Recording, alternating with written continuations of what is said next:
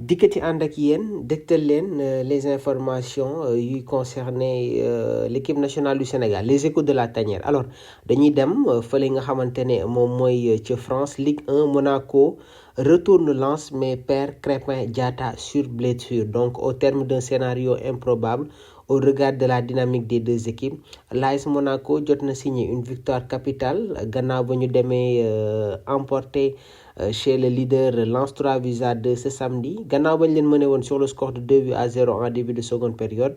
monégasque yi am nañu une belle réaction pour renverser la table d'espace 10 minutes et se relancer dans la course à la Ligue des Champions waaye nag il y a une mauvaise note muy la sortie de Crépin Diatta à la première demi-heure de jeu. Au vu du nombre d'absents et de l'enchaînement de gros matchs, il était sans doute osé d'imaginer l'AS Monaco réaliser un gros coup sur la pelouse du RC Lens ce samedi après-midi dans le cadre de la 23e journée de la Ligue 1. Et pourtant, particulièrement concernés, les joueurs de Sébastien Pocognoli sont allés chercher 3 points inattendus sur la pelouse du leader au terme d'un match au scénario renversant. Alors, la défense monégasque a pourtant une nouvelle fois souffert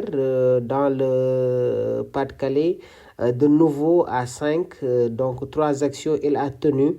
3 minutes Crépin Diatta nag moom moo génn sur blessure donc sur une belle action collective RC Lens a ouvert le score avec une finition impeccable d'Edouard donc ancien attaquant bu Crystal Palace foofu la Ismaïla Sarr nekk laissé seul au cœur de la surface. 1-0. Quelques minutes plus tard, les Nordistes sont passés proches de bénéficier d'un penalty à la suite d'une main de l'international sénégalais Crépin Diatta, mais le ballon était sorti hors des limites du terrain peu avant et l'arbitre ne l'a pas accordé. Et puis, les joueurs de Sébastien sont peu à peu sortis, prenant confiance au point de se créer une grosse occasion, mais Florian Balogun a buté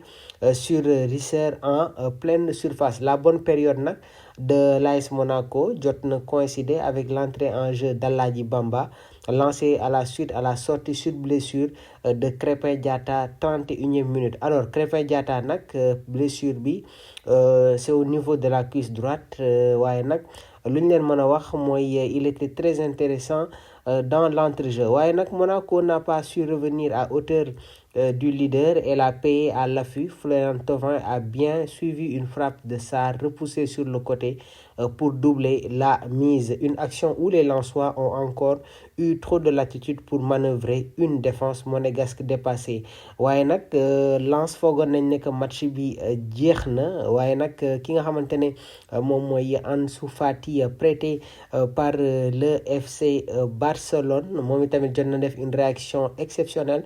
ci boobu les rencontres. Donc les rouges et blancs sont allés chercher loin pour trouver des ressources insoupçonnées. En 10 minutes, ils ont renversé le match avec 3 buts. Balogun moo njëkk a réduire l'écart d'une frappe en pivot sur laquelle Risser s'est loupé. Zakaria égalisé d'une tête puissance ci benn centre bu Kayo indiqué. bi ñu demee ba à la 70e minute de jeu Ansu Fati tout juste entré dafa lobé Risser à la suite d'une mésentente entre deux défenseurs lensois. 3-2 les monégasques renversent li nga xamante ne moom mooy la tendance waaye comme ni ma leen ko waxee au sortir de cette victoire am na ay enseignements yi nga xamante ne dañ koy tirer ci bile rencontre ndax Crépin Diatta dafa am blessure waaye nag dinañ leen toppal information yi nga xamante ne dafay concerner